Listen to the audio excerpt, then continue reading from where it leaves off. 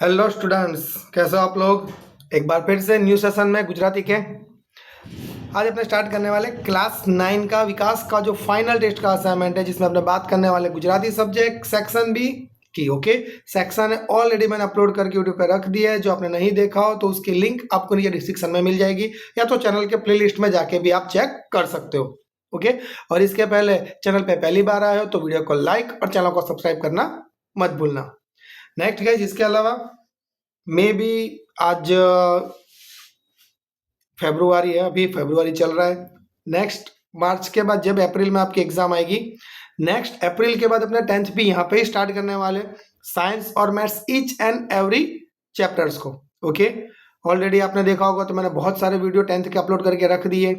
फिर भी अपने यहाँ पे 1 बाय 1 सारे चैप्टर्स और 1 बाय 1 सारे न्यूमेरिकल्स एक्सप्लेन करेंगे, तो इसलिए चैनल के साथ बने रहना।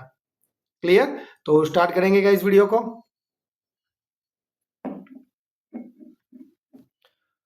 Let's start. પોએમ 20। ભક્ત કોને પોતાના ઘરે પધારવાનું નિમંત્રણ આપે છે? તે માટે તે શું કરે છે? ભક્ત ભગવાનને પોતાના ઘેર પધારવાનું નિમંત્રણ આપે છે, તે માટે તે શેરીની સફાઈ કરાવે છે અને આંગણામાં ફૂલ વેરે છે। Okay, next. ભક્ત ભગવાનને ભોજનમાં શું આપશે? મુખવાસમાં શું આપશે? તો ભક્ત ભગવાનને ભોજનમાં લાપસી અને કઢીયેલા દૂધ આપશે। તે મુખવાસમાં એલચી અને પાનના બીડા આપશે। Clear guys? Okay, next. Video को लाइक करना गाइस, वीडियो को लाइक करना मत भूलना, तो वहां से मुझे थोड़ी एनर्जी मिलती है। नहीं, बच्चों को समझ में आ रहा है जो लाइक्स कर रहे हैं वीडियो को। ओके, आगे बात करेंगे। कवि वीर कही कोने बिरदावे छे? तो जे प्रसिद्धनी खेवना विना दान करे छे, जे जीवन जंगल में एकला हाथे झझूमे छे અને જે એકલો લોકોની નિંદાનો સામનો કરે છે, તે ધન્યવાદને પાત્ર છે। કવિ તેને વીર કહીને બિરદાવે છે। ઓકે, કવિ કોને વીર કહીને બિરદાવે છે? તો જે જીવન જંગલમાં એકલા હાથે જજુમે છે અને એકલો લોકોની નિંદાનો સામનો કરે છે, તે પાત્રને ધન્યવાદ કહે છે। Okay, next. હાઈકુ ગીત સાંભળી શું થયું? તો ગીત સાંભળી ડુંડું ડોલ્યું અને તેના ઉપર ચકલી બેઠી। સમગ્ર વાતાવરણ મધુર બની ગયું। કેવું બની ગયું? સમગ્ર વાતાવરણ મધુર બની ગયું। Okay, next. પ્રથમ અને દ્વિતીય પરીક્ષાના અભ્યાસક્રમમાંથી એટલે આખો કોના માટે ઉત્પાદ મોટો ઉત્પાદ ગણાવે છે? તો કેટલાક લોકો બ્રહ્મચાર કરે છે, તેઓ એક જ ઈશ્વરને બદલે ઘણા પરમેશ્વર હોવાની વાતો કરે છે। અખો તેને મોટો ઉત્પાદ ગણાવે છે। ડન। નેક્સ્ટ। રાધા શ્યામને દુઃખ ન લગાડવાનું શા માટે કહે છે? તો રાધા શ્યામને દુઃખ ન લગાડવાનું કહીને પોતાને કેવું માઠું લાગ્યું છે તે વાત યાદ કરાવવા માંગે છે। Okay, next. રમકડાનો આનંદ કેવી રીતે લેવો જોઈએ? તો રમકડું હાથમાં હોય ત્યાં સુધી મોજથી રમી લેવું જોઈએ, તેમાં મારા તારાનો ભેદ રાખવો જોઈએ નહીં। Done. Okay, next. Just 1 minute guys, मेरे भी लेक्चर से थोड़ा टाइम देख लेते हैं। डन। ओके, चलो। देवोना उपवन समी अमीरात कोने प्राप्त थाय छे? तो देवोना उपवन समी अमीरात, तो जेना हृदयमां गुजरात वसेलुं छे તેને દેવોનો ઉપવન સમી અમીરાત प्राप्त थाय छे। साथ साथ में नोट डाउन करते जाना, मतलब इजी रहेगा आपके लिए गाइस। पारका तेज અને છાયા ઉછીના લેવાની કવિ કેમ ના પાડે છે? તો પારકા તેજ અને છાયા ખૂટી જાય છે અને માત્ર તેના પડછાયા જ રહી જાય છે, તેથી કવિ પારકા તેજ અને છાયા ઉછીના લેવાની ના પાડે છે। ભીંતમાંથી પૂછ્યા વગર શું નીકળે છે? તો ભીંતમાંથી પૂછ્યા વગર ઘાસનું તણખલું બહાર નીકળે છે। કુદરતે તેનો મહિમા ગુમાવ્યો નથી। ડન। સંગ્રહખોરો કાપડ ક્યારે વેચવા કાઢે છે? જ્યારે ઉઘાડો માણસ ફાટી જાય છે, એટલે એનો મતલબ શું? જ્યારે માણસ ગરમીમાં ઠૂંઠવાઈને મૃત્યુ પામે છે ત્યારે સંગ્રહખોરો કાપડ વેચવા કાઢે છે. ડન. Okay, next. આપેલા પ્રશ્નોના સવિસ્તાર ઉત્તર લખો. પદ્ય 20. ભક્ત ભગવાનને શું શું આપવાની તૈયારી બતાવે છે તે હરિ આવોને ગીતના આધારે લખો. તો ભક્તને ભગવાન પ્રત્યે પ્રેમ છે એટલે તે ભગવાનનો સત્કાર કરવા ખૂબ જ રાજી છે. તે કહે છે કે ભગવાન પોતાને ઘેર પધારે તો તે એમની સુંદર આગતા સ્વાગતા કરે.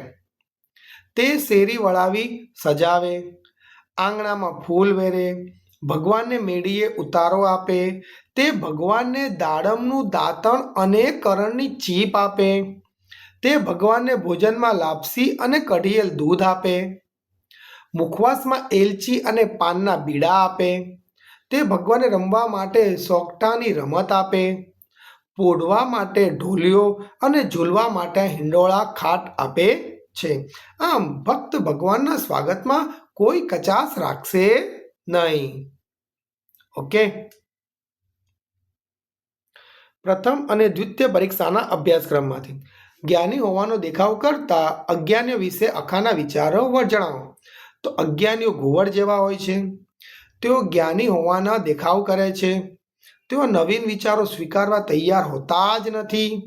કોઈ નવીન વિચારો રજૂ કરે તો તેનો વિરોધ કરતા તેઓ દલીલ કરે છે કે તમે આવા ડાયા ક્યારના થઈ ગયા. આવા લોકો અજ્ઞાનતાના અંધકારમાં જીવીને હીરા જેવું મૂલ્યવાન જીવન વેડફે છે. Okay, next. નૂતન યુગના પ્રવાસી કેવા હોય છે? તો નૂતન યુગના પ્રવાસી નવસર્જનની વાટે વિહરતા હોય છે. તે ફગાવ તેઓ પ્રગતિના પંથે હોય છે. ये 3 मैंने एक्स्ट्रा लिख दिया है गाइस. તેઓ ફગાવ તથા પ્રગતિના પંથે હોય છે. તેમનામાં આશા અને ઉલ્લાસ હોય છે. તેમનામાં આળસ કે નિરાશા હોતી નથી. તેઓ મોહ માયાના ફંદામાં ક્યારે ફસાતા પણ નથી. તેમનામાં જૂઠી કીર્તિનો મોહ ન હોય. તેઓ ઉત્તમ કાર્યો કરીને પૃથ્વીને સ્વર્ગ જેવી સુંદર બનાવવાનું સ્વપ્ન સેવતા હોય છે. નૂતન યુગના પ્રવાસી આવા હોય છે. નેક્સ્ટ.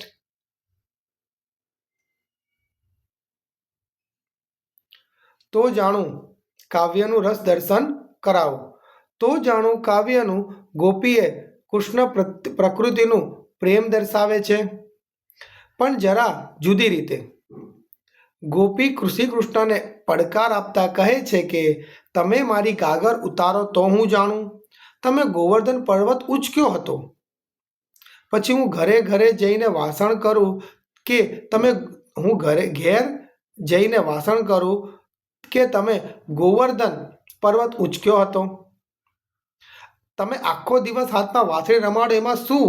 અમે તો કાંટાળી કેડી પર ગાગર લઈને આવીએ છીએ અને પાછા સ્મિત આપીએ છીએ, એટલે હસીએ છીએ. ડચકારા દઈને ગાયો ચરાવી એવું કામ તો અમારા ગોકુળનો છોરો ચપટીમાં કરી નાખે. રાઈટ. ડચકારા દઈને ગાયો ચરાવવાનું અમારા કુકુળના છોકરો ચપટીમાં કરી નાખે છે. તમે મારી ગાગર ઉતારો તો તમે સાચા. આમ ગાગર ઉતારવાના બહાને ગોપી કૃષ્ણનું નૈકટ્ય ઝંખે છે. નેક્સ્ટ. આનંદથી જીવન જીવવા માટે કવિ શું કરવાનું કહે છે?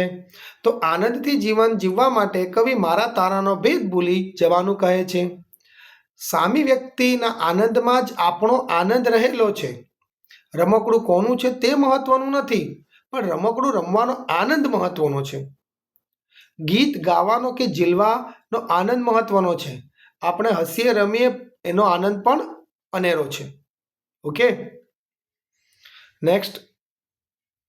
સ્વાર્થી અને શોષણખોર લોકો ઉપરનો કટાક્ષ કાવ્યના આધારે લખો.